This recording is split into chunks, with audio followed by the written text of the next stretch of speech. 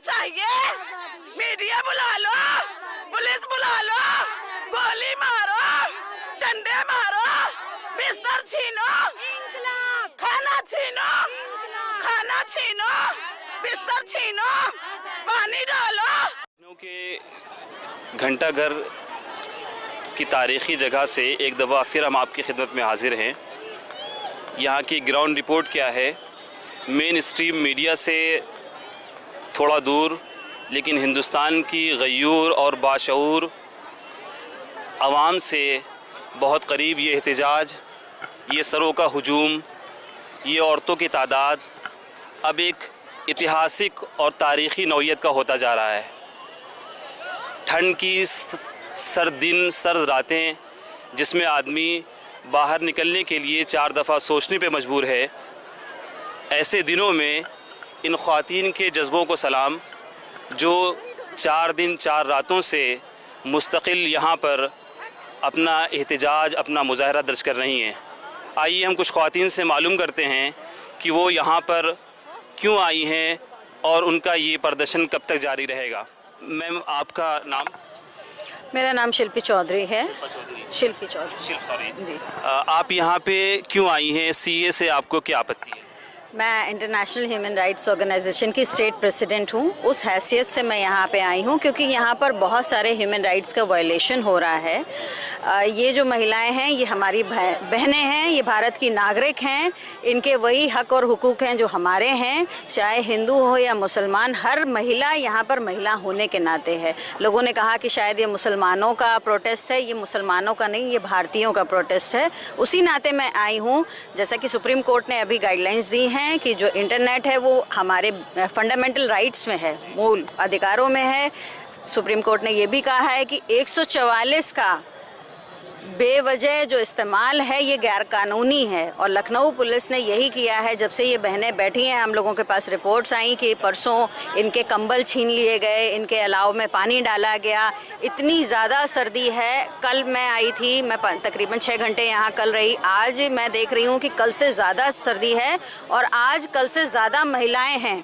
तो ये समझिए कि जो हमारे संविधान की आत्मा है वो ये है कि ये भारत का नागरिक है। ये जहाँ जितनी खड़ी हैं ये भारत की नागरिक हैं, हम भी भारत के नागरिक हैं। तो हमें संविधान ये नहीं कहता कि एक हिंदू रहेगा और एक मुसलमान चला जाएगा। भारत में भारत का नागरिक रहेगा।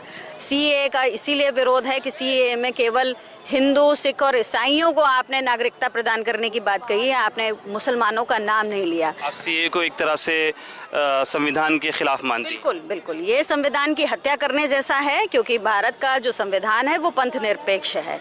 तो ये जो पहला कदम, ये जो बिल्कुल बेसिक कदम सीएए का है, इन्होंने जिसमें से जो मूल शब्द मुस्लिम ही हटाया है वो बिल्कुल संविधान की हत्या करने जैसा है। उसके खिलाफ हम लोग कल भी थे, आज भी हैं और जब तक सरकार इसको वापस नहीं लेगी, इसको निरस्त नहीं करेगी, हर नागरिक को यहाँ रहने का अधिकार नहीं देगी, हमारा तो ये प्रोटेस्ट रहेगा। मैं यहाँ इनके सपोर्ट में हूँ।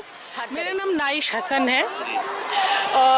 मैं इस प्रोटेस्ट में 4 दिन से हूँ और ये प्रोटेस्ट जो है न सिर्फ लखनऊ बल्कि हिंदुस्तान की पूरी एक तस्वीर को बदलने वाला है। ये शाहीन बाग दिल्ली में है, ये गया में है, ये भोपाल में है, ये बेंगलोर में है, ये इलाहाबाद में है, ये लखनऊ में है।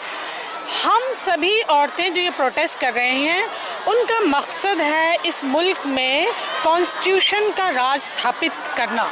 हमारा मकसद है कि हमारा जो संविधान है जो हमें बराबरी देता है वो वाकई में स्थापित रहे। और जो ये सीएए का एक्ट बनाया है इन्होंने, इस एक्ट में हम कुछ नहीं कह रहे थे, आप बना रहे थे, हमें एतराज़ नहीं था। लेकिन जब आप कोई एक्ट ऐसा बनाते हैं जिसमें आप किसी एक कौम को बाहर निकाल देते हैं तो उस पर सवाल उठता है। दूसरा सवाल ये है कि आपने ये दायरा महदूद किया बांग्लादेश, पाकिस्तान, अफ़गानिस्तान। अगर हमारे मुल्क में कोई तमिल, श्रीलंकन आता है तो क्या हम उसको कहेंगे कि आप मुस्लिम हो, तमिलियन मुस्लिम हो, श्रीलंका में रहते हो, हम आपको नहीं अपने यहाँ बुला सकते? जबकि श्रीलंकन और हमारे तमिलियन का कल्चर बिल्कुल एक है और वो आना जाना कितना ज़्यादा है। तो आप जब कोई ऐसा कानून जो डिस्क्रिमिनेट करता हो वो आप समाज में लेके आते हैं तो ये खलफशार पैदा होना तो लाजमी है। बहुत से लोगों का ये कहना है और इस तरह सोशल मीडिया पे चीज़ वायरल की जा रही है या हो रही है कि जो ख़वातीन हैं इसमें ज़्यादातर ख़वातीन ऐसी हैं जो पढ़ी लिखी नहीं हैं और कहीं कुछ लोग तो इस हद तक कहते हैं कि यहाँ पे पैसे दे के ख़वातीन आ रही हैं। इस चीज़ को आप किस तरह से देखते हैं? नहीं, देखिए कोई भी जब बड़ा मूवमेंट खड़ा होता है, पुराने इतिहास में भी देख लीजिए, बड़े मूवमेंट जब भी हुए, आज़ादी आंदोलन को भी लोग गलत साबित करना चाह रहे थे, तो ये एकदम गलत बात है। ना ये कोई सियासी तंजीम चला रही है, ना कोई NGO चला रहा है, ये हमारे वजूद का सवाल बन गया है, इसलिए इतनी तादाद में औरतें आ रही हैं। आप अपनी माँ को बदल सकते हैं, अगर आप माँ नहीं बदल सकते आप अपने मुल्क को बदल सकते हैं। दुनिया में माँ और मुल्क बदले नहीं जाते। हम कहीं दुनिया में चले जाएं हम हिंदुस्तानी ही कहलाते हैं। तो आप हमारे वजूद पे ये चोट लगा रहे हैं और आप कह रहे हैं कि ये पैसे दे के आए। पैसा दे के इतनी शिद्दत की ठंड है उसमें पूरे देश में औरतें पूरी रात रुक रही हैं, तो क्या पैसा लेके औरतें ऐसे रुकती? और उनको लग रहा है हमसे आप हमारी आइडेंटिटी छीन रहे हो, आप हमको हमारे सिटीजनशिप से बेदखल कर रहे हो, इसलिए वो अपनी हिफाजत के लिए आ रही हैं। तो पैसे अगर लेना होता कोई एक दिन आता। शाहीन बाग दिल्ली में तो औरतें महीने भर से बैठी हैं, तो कैसे वो पैसे लेके आ रहे हैं और कब तक कोई पैसे लेके बैठेगा? ये बहुत अफवाह है, अफवाहों से हमें बचना चाहिए और मुझे लग रहा है ये औरतें इस मुल्क की तस्वीर बदल देंगी। बहुत शानदार मूवमेंट चल रहा है। बहुत शुक्रिया जी। आपका नाम? जी मेरा नाम आशा यादव है, मैं सामाजिक कार्यकर्ता हूँ और मैं लखनऊ से हूँ। और इस अपनी गंगा यमुनी तहजीब में हम अपनी मुस्लिम बहनों का और अपने सभी बहनों का सहयोग करने के लिए आई हूँ। ये जो सरकार का NRC के खिलाफ हम लोग यहाँ पर 3 दिनों से लगातार धरना प्रदर्शन कर रहे हैं, बैठे हुए शांतिपूर्वक अपनी बात को कह रहे हैं।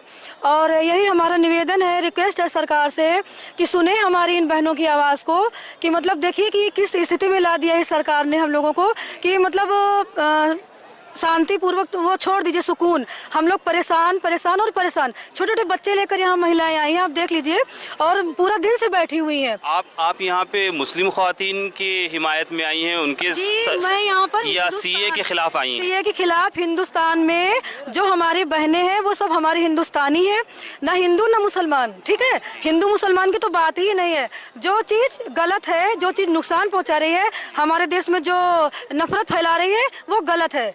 ठीक है ना, ये सरकार के मैं खिलाफ नहीं हूँ, बल्कि जो ये NRC है उसके खिलाफ हूँ मैं कुछ और लोगों से बात करने की कोशिश करता हूँ, जो लोग यहाँ पे मुख्तलिफ मज़ाहिब से यहाँ पे ख़वातीन का एक बड़ा मजमा मौजूद है, जिसमें छोटे उम्र, बड़ी उम्र, ज़ईफ़, बच्चे, बड़ी तादाद है।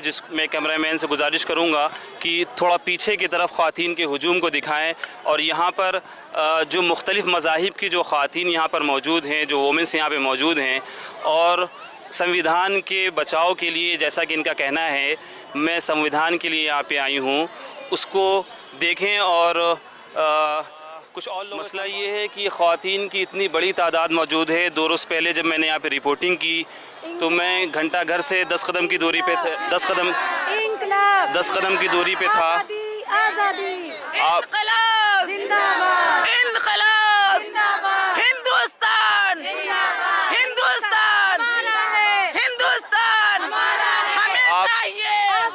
हमें चाहिए, हमें दीजिए, मोदी जी हमें दीजिए, पुलिस बुला लो, हम नहीं हटेंगे जब तक के ना मिलेगी हमको चाहिए। मीडिया बुला लो, पुलिस बुला लो, गोली मारो, डंडे मारो, बिस्तर छीनो, खाना छीनो, बिस्तर छीनो, पानी डालो, हम नहीं हटेंगे, हम जमे रहेंगे। वापिस लो, वापिस लो, आप देख सकते हैं यहाँ पे ज़ईफ़ उम्र की ज़ईफ़ उम्र की ख्वातीन, नौजवान ख्वातीन, बच्चे, एक बड़ी तादाद है। मेरे लिए रिपोर्टिंग करना मुझे एज अ जर्नलिस्ट मुझे जज्बाती नहीं होना चाहिए, लेकिन ऐसा लग रहा है कि मैं जज्बाती हो जाऊंगा। और मैंने अभी जैसा कि कहा मेरे लिए हमें दे दो, हमें दे दो, हमें दे दो, हमें दे दो, हमको चाहिए। मेरे बच्चे बोले, मेरे बच्चों को चाहिए। औरतों का ये हुजूम, हिंदुस्तान, हिंदुस्तान, इनकलाब की आवाज़ बुलंद से बुलंदतर होती जा रही है।